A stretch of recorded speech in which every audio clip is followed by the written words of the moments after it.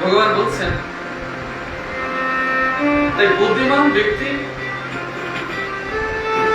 পুরোবারের মতো কুসঙ্গ না করে সত্যনিষ্ঠ ব্যক্তির সান্নিধ্য লাভ করে। কোন একজনই ভাগবতের উদাহরণ দিয়েছে যে তার মতো তুমি সঙ্গ না করে কুসঙ্গ না করে সত্যনিষ্ঠ ব্যক্তির সঙ্গ করো। এখন মানে এটা বড় ভাগ্যবান হবে তুমি তখন যদি তুমি ভালো লোকের সঙ্গ করতে পারো। মা জগতের সব সঙ্গ মানে সাধু সঙ্গ, ভালো সঙ্গ লাভ করা কপালের বিষয়। কেন জানো?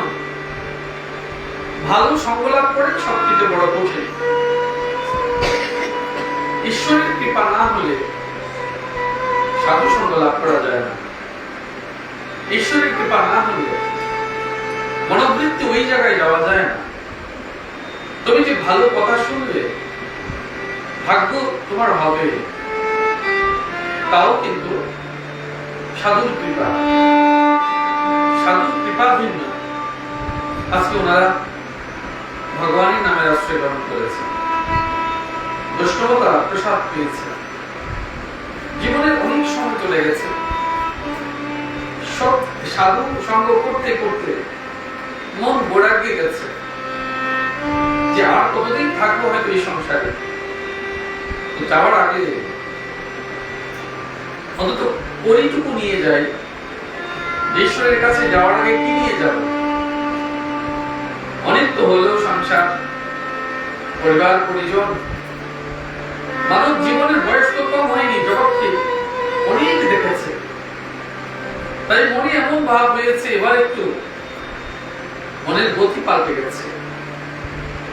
ভগবানের কাছে ফিরে তো যেতেই হবে সবাটা, কেউ তো এখানে চিরস্থায়ী নয়। যাবো যখন সারা জীবন শুধু ভুল আর ভুল,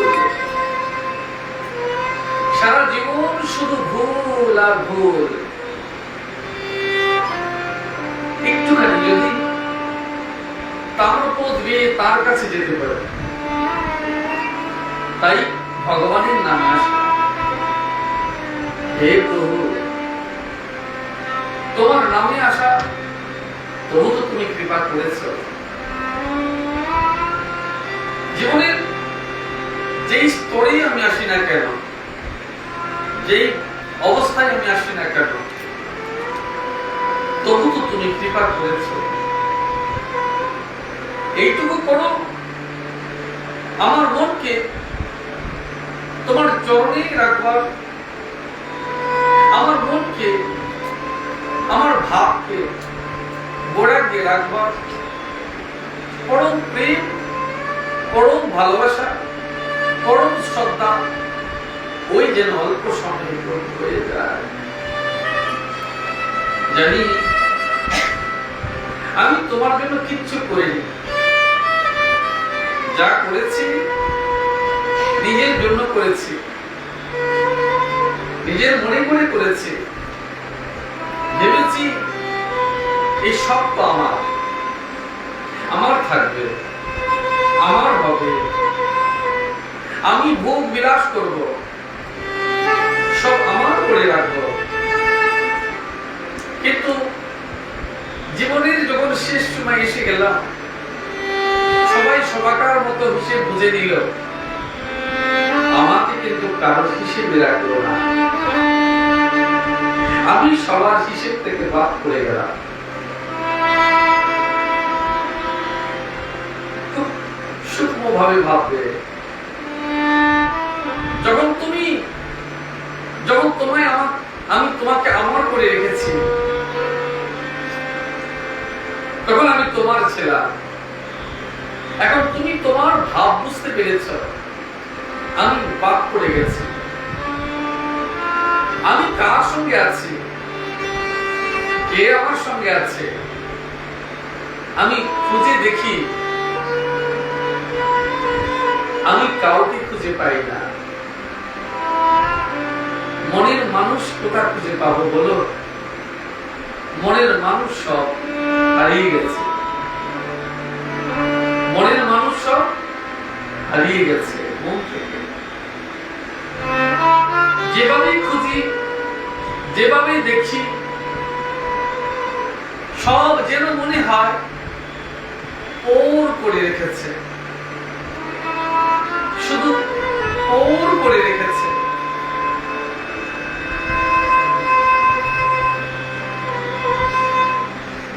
তাই সাধু ব্যক্তির সান্নিধ্য লাভ, ভগবান বলছেন সাধু ব্যক্তির সান্নিধ্য লাভ করবে।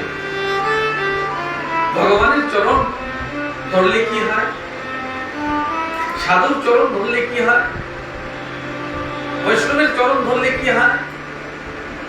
এখন প্রশ্ন তোমায় করব, কি না হয়?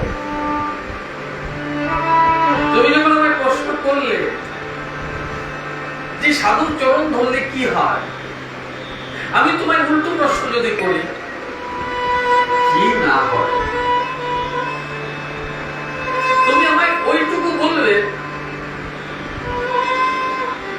যে যখন তুমি মনে মন ওই মহাপ্রভুর চরণকে মনে মনে ধরলে, তার চরণকে আশ্রয় করলে,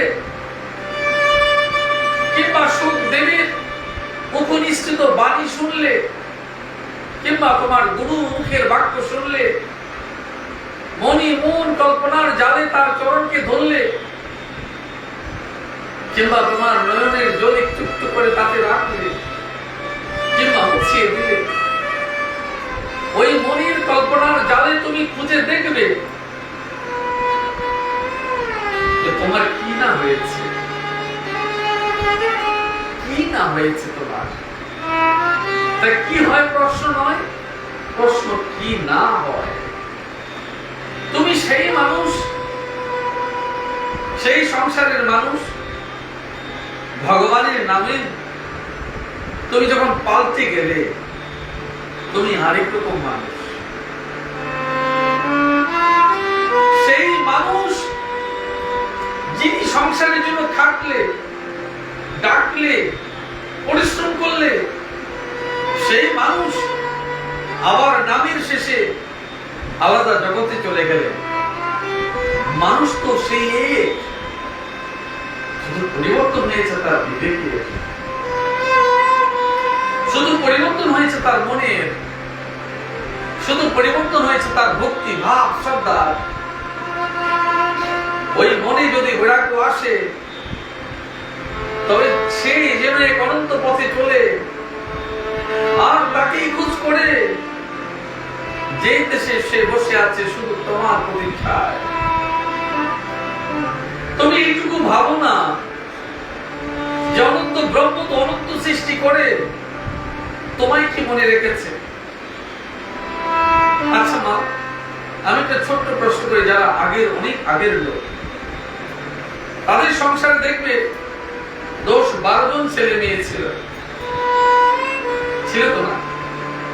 এখন মাকে প্রশ্ন করবে, কোন একজন ছেলে যদি বলে বা মেয়ে যদি বলে আমি 12 নম্বর, তাহলে বাকি 11 জনের প্রতি মায়ের টান আছে, আমার প্রতি 12 নম্বরের প্রতি কি টান আছে? এখন মাকে জিজ্ঞেস করে দেখবে, মা তোমার কত নম্বর ছেলে মেয়ের প্রতি তোমার টান খুব বেশি, আর কোন নম্বর ছেলে মেয়ের প্রতি টান কম? তুমি তো মা, বর্তমানে তোমার দুটো বা তিনটির বেশি নেই। এখন তোমায় আমি প্রশ্ন করি, তোমার কোন ছেলে বা কোন মেয়ের জন্য বেশি টান বা কোনটার জন্য কম? তাহলে তুমি বুঝবে, যদি উভয়ের মধ্যে সমান হয়, তখনও সকলের মধ্যে সমান ছিল, তাহলে ভগবানেরও সবার প্রতি সমান আছে। তাই তুমি যখন বসে থাকবে, তুমি যখন যাবে, তখন গোবিন্দ তোমার জন্য একটু বসে থাকবে, অপেক্ষা করবে। যে ছেলে নিয়ে রাতে আসেনি, তার জন্য মায়ের দুঃখ হয়নি। যারা এখনো গোবিন্দের চরণে আসেনি, তার জন্য গোবিন্দের কি ভাবনা হয় না? তুমি কি জানো? তুমি তো বলো, ওই ভগবান তো আমার প্রতি টান নেই, ভগবান কি আমায় মনে রাখে? আমি এত কষ্ট, দুঃখ, যন্ত্রণা পাই, ভগবানকে আমায় ডাকে, ভগবানকে আমায় মনে করে। এখন তোমার ওই 10-12টি ছেলে মেয়ের মাকে প্রশ্ন করো, যদি একটি ছেলে মেয়ের প্রতি টান কম থাকতো, তাহলে তোমার ভগবানও তোমার প্রতি টান কম থাকবে, মেনে নেবে। তাহলে ওইটুকু তুমি চিন্তা করে জানো যে তোমার ভগবান শুধু তোমার জন্যই ভাববে। বলে কেন? তোমার ভগবানকে তুমি তোমার হৃদয়ে রেখেছ, তোমার ভগবানকে তুমি তোমার হৃদয়ে রেখেছ। ওই হৃদয়কে দেখবার জন্য তো মা, তোমার ভগবানই তোমার কাছে বসে আছে। এই জন্য ভগবান অনন্ত রূপে, অনন্ত ভাবে সবার সাথে, সবার সঙ্গে একসঙ্গে মিলিত হয়ে আছে। তাই তিনি তোমার দুঃখে দুঃখী, তোমার সুখে সুখী, তোমার আনন্দে আনন্দিত, তোমার সুখে মূল্যবান, তোমার জন্য তিনি অনন্ত পথ চেয়ে বসে আছে, কবে যাবে?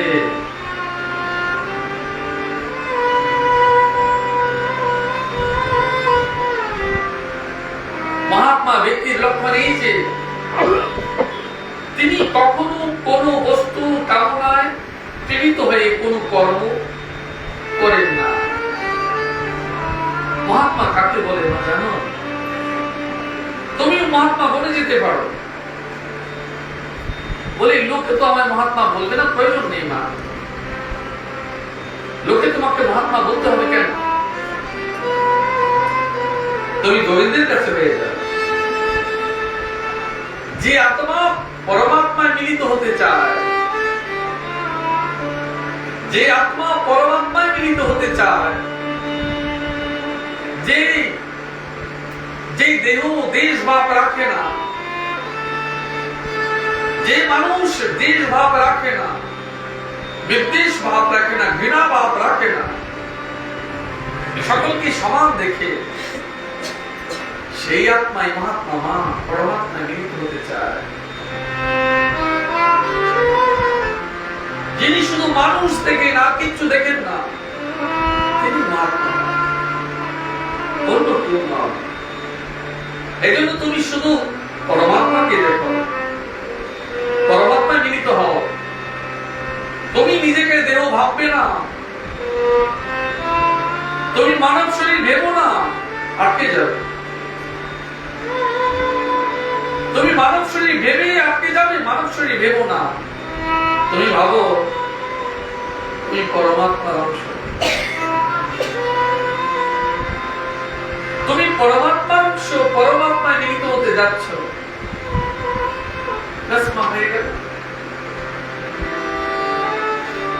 তাহলে তোমার যত কর্ম আছে, শুধু একটি কর্মই নির্দিষ্ট হয়ে যাক, শুধু গোবিন্দের সেবা, মানব সেবা, কিছু না। যদি গোবিন্দের এই পাথরের মূর্তি সেবা দিলেই সব হয়ে যেত, তাহলে সচল মূর্তি স্বরূপ বৈষ্ণবকে সেবা কেন দেবে? পীড়িতকে কেন সেবা দেবে? দুঃখীকে কেন দান করবে? মা ওই মন্দিরের প্রতিমা প্রতীক রূপে আছে, তোমায় স্মরণ করে দিচ্ছে ও আমি নিশ্চল হয়ে আছি, কিন্তু এই জগতের সমস্ত জীব আমার সচল মূর্তি, তার সেবা দাও। এই জন্য সাধু বা বৈষ্ণব সেবা যখন দাও, সচল রূপ ভগবান প্রসাদ গ্রহণ করে এবং তার সেবায় তোমার মানবতার কল্যাণ হয়ে যায়। আর কোনোভাবে হয় না। কোন তাত্ত্ব রূপকে যখন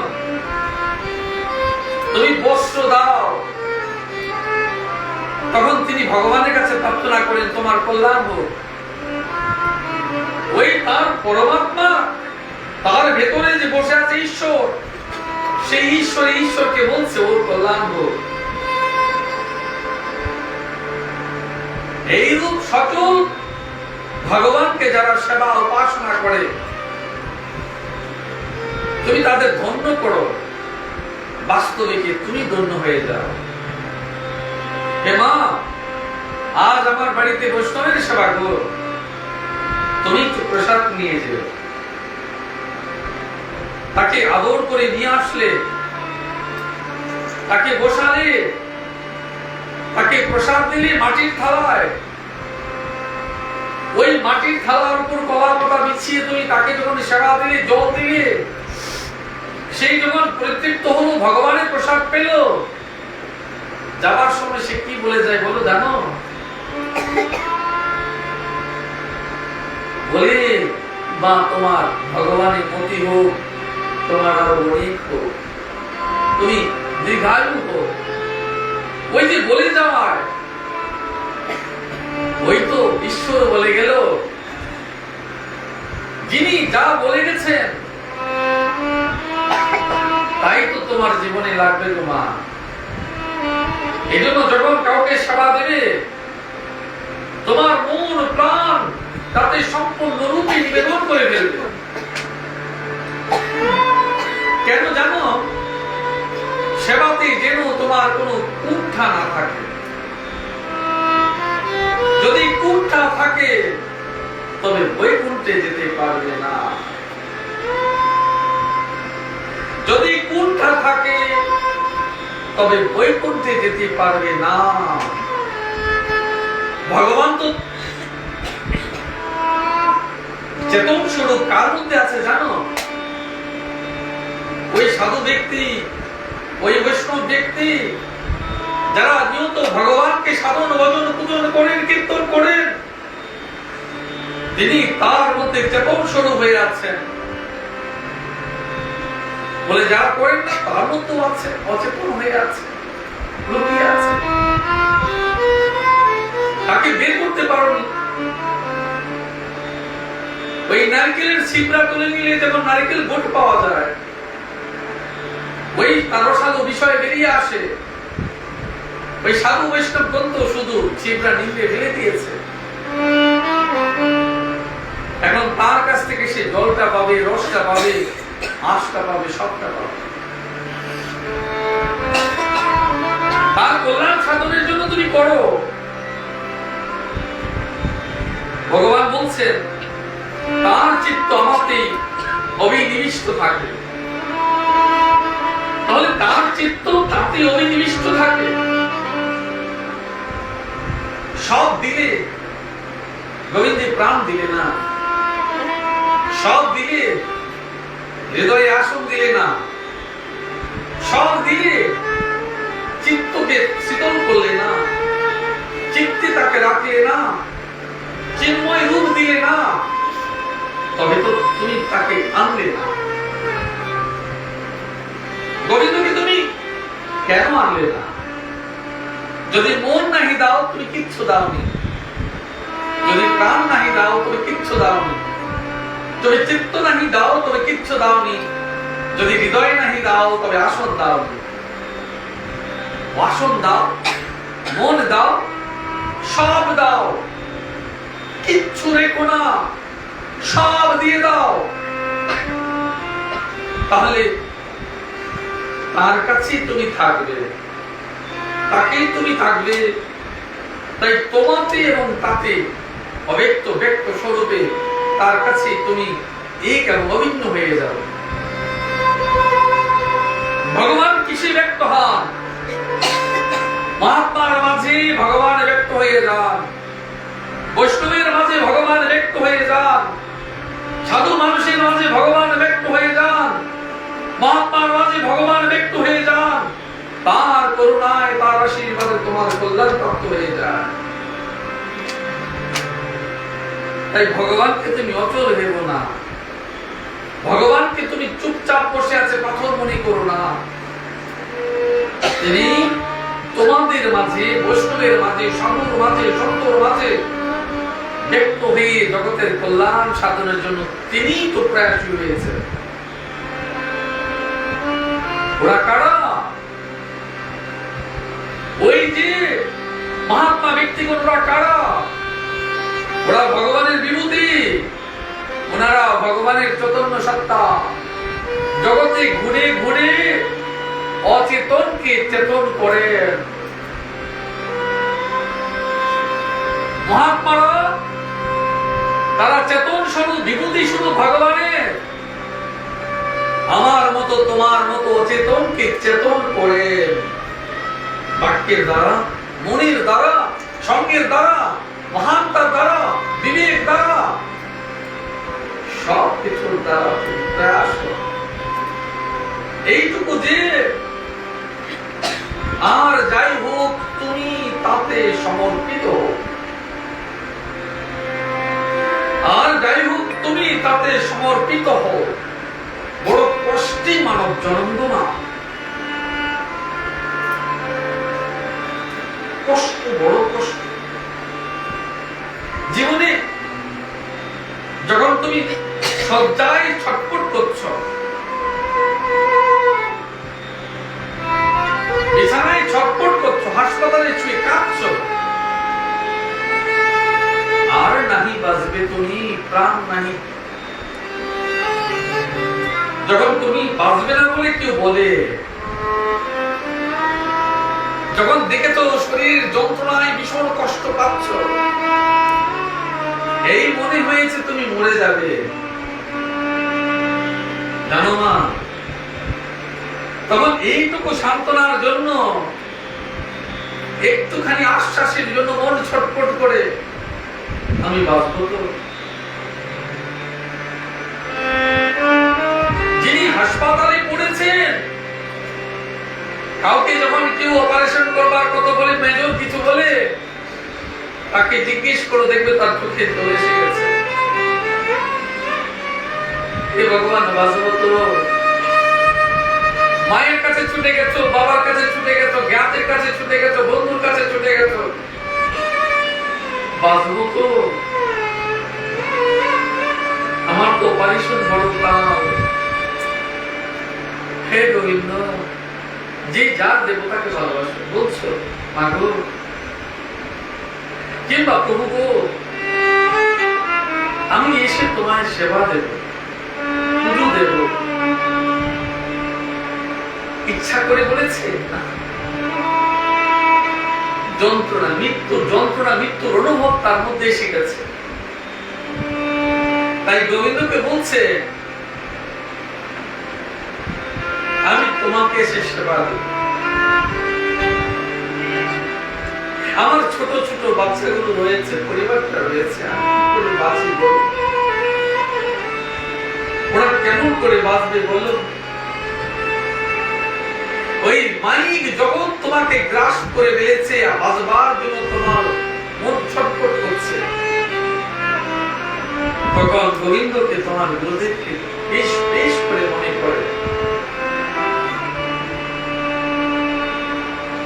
তখন দেখবে ভক্তরা বারবার গুরুদেবকে সংযোগ স্থাপন করে জিজ্ঞাসা করে, বাবু বাঁচবো তো? কেন বাঁচবার জন্য এত ইচ্ছে কেন হচ্ছে?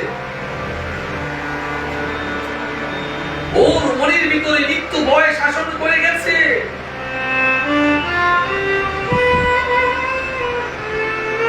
মা, এই কারণে তুমি জীবনকে অনুভব করো, ভগবানকে অনুভব করো, তাহলে তাকে তুমি অনুভব করে বুঝবে, এবং তখন তোমার মন প্রাণ দেহ সব গোবিন্দের কাছে নিবেদন করে দেবে, কিচ্ছু রাখবে না। এক ভক্তির অপারেশনের সময় আমায় বলি, তোকে জল ছেড়ে দিয়েছে। বলে কেন? বলে বাবা জানেন, যখন অপারেশন টেবিলে নিয়ে তখন আমার গলার তুলসীর মালাগুলো খুলে নিয়েছে। আমার গলার তুলসীর মালা যখন খুলে নিয়েছে, আমার কাছে মনে হয়েছে আমার প্রাণটা তুলে নিয়েছে।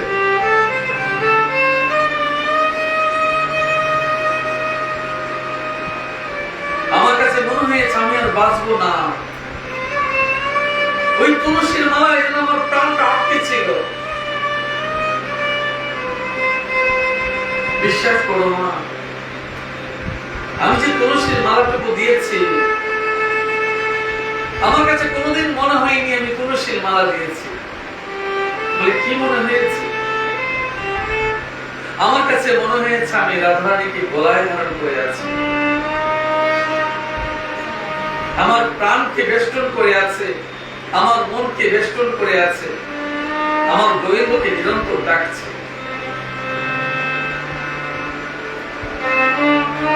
তুমি তো মালা দেখো, আমি মালা দেখিনি, আমি দেখেছি রাধারানীকে। মনে হয়েছে আমার গুরুদেব একসঙ্গে বসে আছে, নিরন্তর তাকে ডাকছে।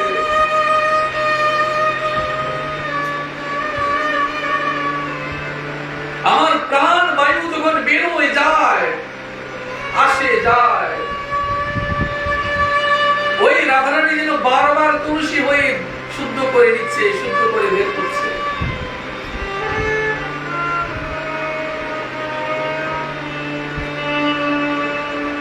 এই জন্য মা আমি ওই অনুভবে তাকে দেখি। গোবিন্দের কাছে আমি কিছুই লুকোতে পারবো না মা। আমার কোনো শক্তি নেই, ক্ষমতা নেই যে আমি কিছু করবো। এই জন্য মানুষের জীবনে অনেক দুঃখ যন্ত্রণা তো আসবেই, তুমি তোমার করে রাখো না। আমি যেমন আমার জীবনের সব শ্রী গোবিন্দের চরণে রেখেছি, তার চরণেই রেখেছি।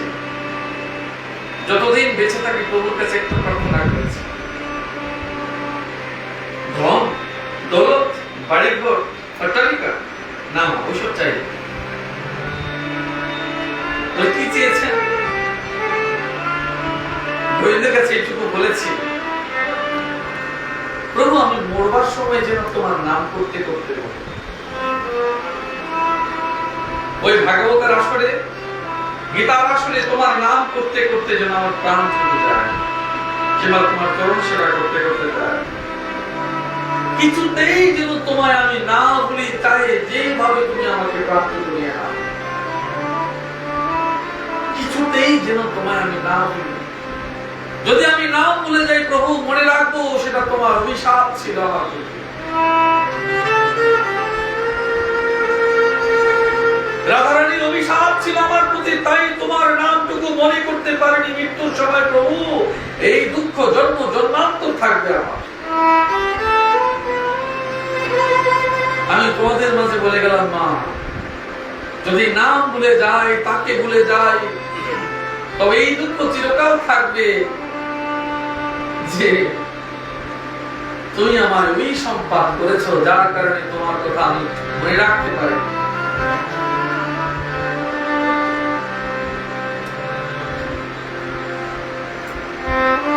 তার হৃদয় শান্তির অবাধ সমুদ্র, যেই জলে, যেই সরোবরে স্নান করলে দেহ পবিত্র হয়ে যায়, শীতল হয়ে যায়। কেন বাড়ি বাড়ি ভাগবতী ডুবতে বলো জানো? কেন ভাগবতী বারবার ডুব দিতে চাই জানো মা? কেন তোমাদের কাছে দাঁড়িয়ে দাঁড়িয়ে ঘুরি জানো? এই কারণে যে মা, তোমাদের মাঝখানে যে অপরন্ত প্রেম বিরাজমান আছে, যে ভাগবতে প্রেম স্বরূপ সরোবর আছে, সাগর আছে, ওই প্রেম সর্বস্ব সাগরে ডুব দিলে অপার শান্তি পাওয়া যায়। তোমাদের সরল চাহনি, তোমাদের সরল নিঃশ্বাস, তোমাদের অপরন্ত প্রেম ভালোবাসা,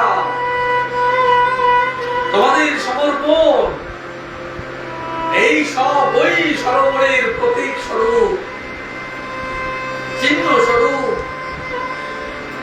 মনে হয় যেন তোমাদের প্রত্যেকটা হৃদয়কে রাধারানী কমল পুষ্প স্বরূপে স্পর্শ করে করে যায়। যা দেখে আমার অপার শান্তি লাভ হয়।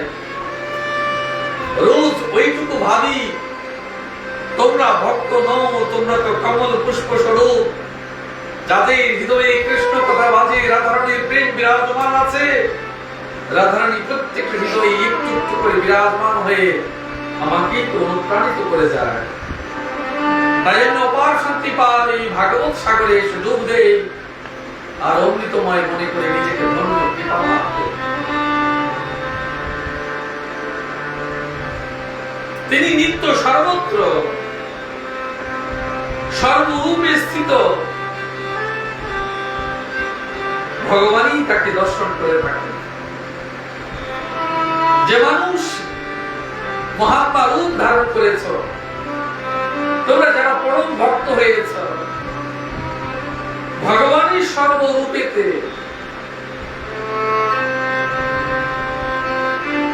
যেই রূপেই ভগবানকে দেখো না কেন,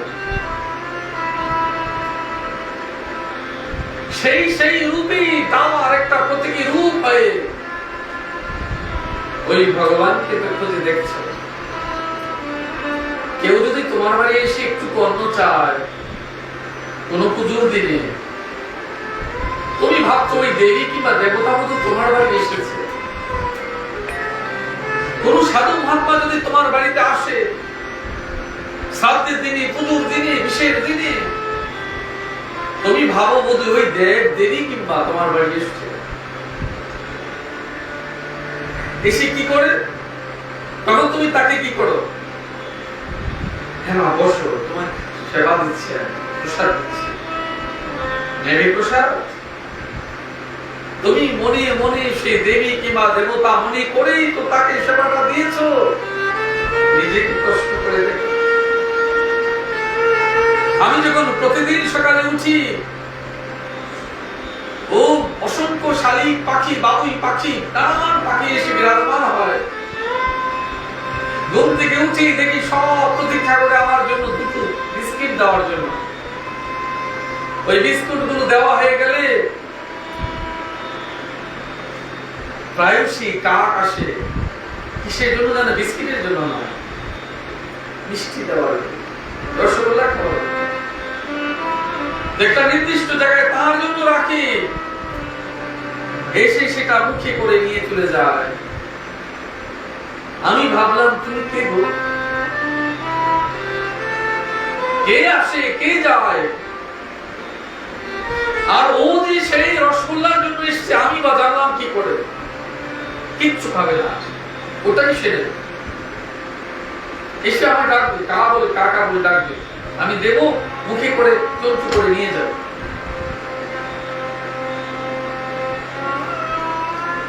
তাহলে অবাক করার বিষয়।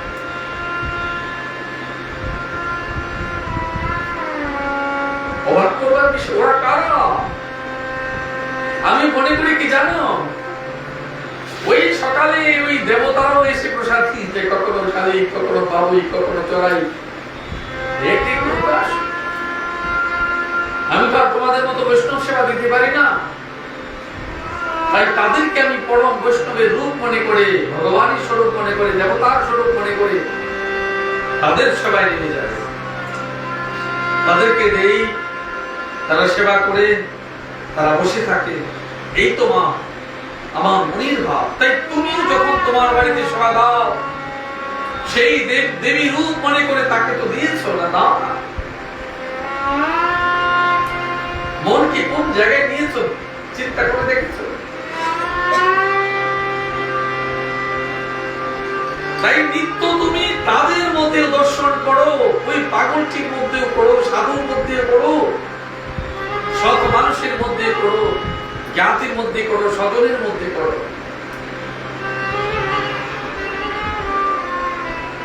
যিনি নির্দিষ্ট সময়ে আসেন প্রসাদ নিন, জানলে যদি দেব দেবী তোমার বাড়ি আসে, তবে ঠিক যখন তুমি ভোগ লাগাবে তখনই ওরা চলে আসবে। ওই সময় মা কাউকে ফেরাবে না। তোমার নিমন্ত্রিত যারা, তাদেরকে না দিয়ে হলো তাকে আগে দেবে যে বিনা নিমন্ত্রণে এসেছে। তাকে অভুক্ত রেখো না, তাকে আগে দেবে। আমি তো জানি না, আমি তো চিনব না, সেই চক্ষু তো ভগবান আমাকে দেন। আমি স্থূল চক্ষুতে ভগবান দেখবো না, দেবতা দেখবো না, দেবী দেখবো না, কিন্তু আমার মন চক্ষুতে অনুভব হয়ে গেল তুমি প্রভু নিশ্চিত করে এসেছ।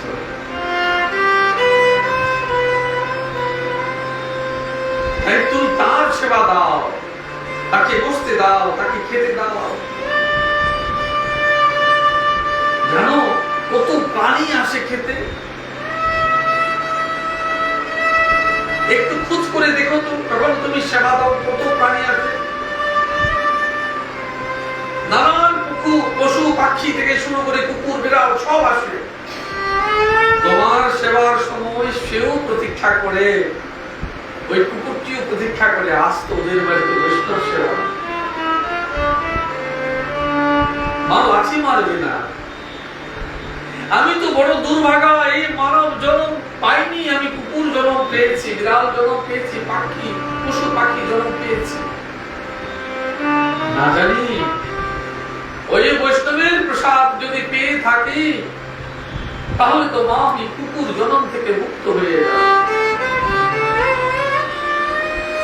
আমি পাখি জন্ম থেকে মুক্ত হয়ে যাব, আমি নিজ জমি থেকে মুক্ত হয়ে ভগবানের কাছে যাব। হে মাতে, হে গৃহস্বামীগণ, এইটুকু কৃপা করো, অপমানি দাও কিংবা মানি দাও, দূর দূর করে বলি দাও, আর যেভাবে দাও, এইটুকু প্রসাদ তুমি আমায় দাও,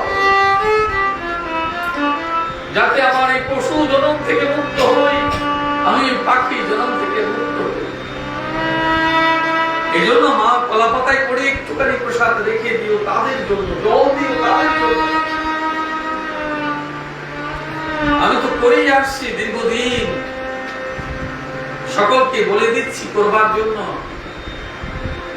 মা ওই পশু পাখি জন্ম তুমিও শেষ করে এসেছো, আমিও শেষ করে এসেছি। তো যারা এখন আসছে ওরা কারা? তোমার আত্মীয় স্বজন নয় তো, আমার আত্মীয় স্বজন নয় তো, যারা এই মানব জন্মে মুক্তি পেতে পারেনি, বৈকুণ্ঠ লাভ করেনি, নিজ জনি প্রাপ্ত হয়েছে, তাদেরকে বৈষ্ণব চরণের বৈষ্ণবের ধুলা দিয়ে দাও মা, বৈষ্ণব সেবার প্রসাদ দিয়ে দাও, তাহলে মা গোবিন্দের প্রসাদ দিয়ে দাও, তাহলে তারা মুক্ত হয়ে যাক। এই মনটুকু তাদের জন্য রেখো মা। শুধু আমার জন্য রাখবে, তার জন্য রাখবে, বৈষ্ণবদের জন্য রাখবে এমন নয়, তার জন্য রাখো। তবে তোমার সর্বজীবে প্রেম, সর্বজীবে দয়া, সকলের প্রতি করুণা হবে, এবং ঈশ্বরই তো তোমাকে সেই বরদান দিয়ে রেখেছে। এই চরাচর জগতের মধ্যে তুমি মা এতটাই শ্রেষ্ঠ যে তোমার ভিতরে সেই করুণা, দয়া, মায়া সম্পৃক্ত করে দিয়েছে ভগবান। তাই কুকুরও তোমার পিছে ঘোরে, বেড়ালও তোমার পিছে ঘোরে, পশু পাখি পিছে ঘোরে, সবাই তোমার পিছু নিয়েছে, ছেলে মেয়েও পিছু নিয়েছে, সাধু সত্য পিছু নিয়েছে। মাগো কিছু দেবে কেন? কারণ তুমি স্ত্রী, তুমি ঐশ্বর্য, তুমি ভগবানের বিভূতি স্বরূপ, তাই তোমার কাছ থেকে তো নিতে হবে না, তোমার ভেতরে সেই গুণ রয়েছে, তুমি ঐশ্বর্যময়ী, তুমি রাধারানীর স্বরূপা। তোমার কল্যাণ কিসে হবে? তুমি কাকে কল্যাণ করবে? তোমার কল্যাণও বা কিসে হবে? যদি তুমি সেই রূপ করো, সেবা দাও, সেবা নাও, তাহলে কল্যাণ করো আত্মকল্যাণ হওয়ার জন্য, তাহলে মা জগতের কল্যাণ হবে, সকলের প্রতি সমভাব হবে, তুমি পরম বৈষ্ণব হয়ে যাবে। কেউ বলতে হবে না মা, কারো বলতে হবে না, অন্তে সকলেই ভগবানের স্বীকার